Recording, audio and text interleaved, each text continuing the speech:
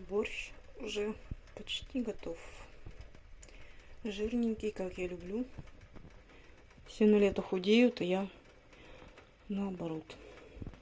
Ну и ладно. Тоже один желтеет. Надо бы их срезать, чтобы другие уже завязывались.